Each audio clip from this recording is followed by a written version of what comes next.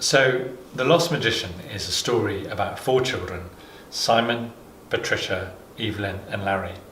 And they live in Bethnal Green in London, and at the end of the war their parents have to find a new home because their house has been damaged by a bomb in a street nearby. Not blown up, but damaged, so they can't live in it. And their parents have to move into a very small flat, so not room for the children. So the children are packed off from Waterloo Station to go and stay with an old friend of their parents who lives near Salisbury in a magnificent old manor house. She's a professor. And when the children arrive, when she collects them from the station and drops them at the house, she tells them they can explore anywhere they like in the house, but the top floor is out of bounds. And of course, on the first day, Larry, who's the youngest, he's about 8, of course, where does he go but the top floor, exploring with his favourite grey bear. Explores the first floor, a bit boring, lots of bedrooms. Explores the second floor, lots of empty bathrooms, equally boring.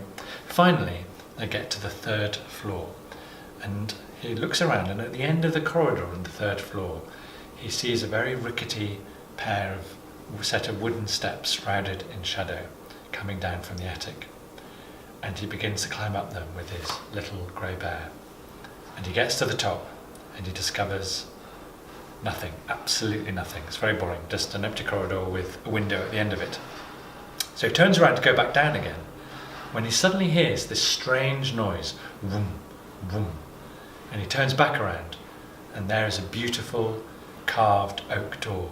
It's carved with all sorts of strange gods and monsters and animals he doesn't recognise, and behind it there's a large glowing light. And he pushes the door open, and he discovers the most extraordinary room hidden in the attic of this old house. It's full of shelves of books and a great chandelier hanging from the ceiling. It is a library. And I'm just going to read what happens next.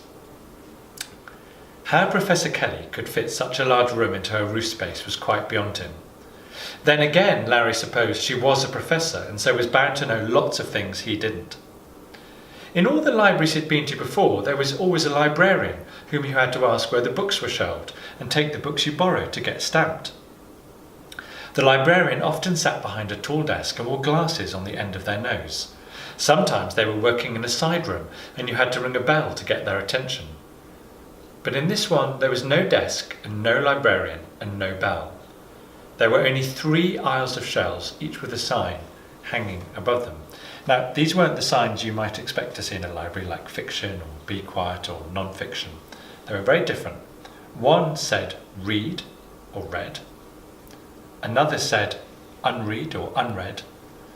And a third said never read or never read. Grey Bear looked blank.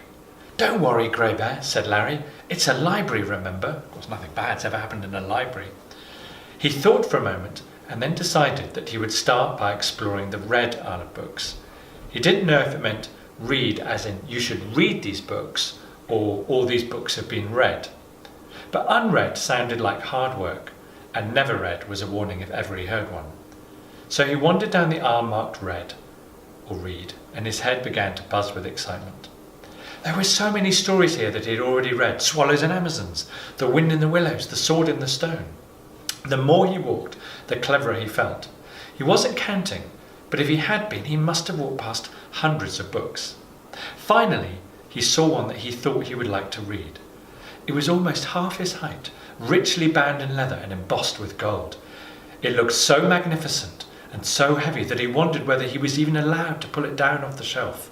But then he read the title again: The Golden Fairy Tale Treasury.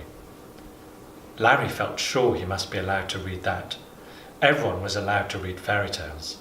He stretched on his tiptoes, reached out his hand and grasped the spine. He sat down, leaned against the wall of shelves and opened the book. But he never got so far as the first fairy tale, because as he turned the page, he felt something very cold and very sharp press right against his wrist into the vein, and a voice hissed in his ear: "Move one more muscle, dear reader, and that shall be the last book you ever touch."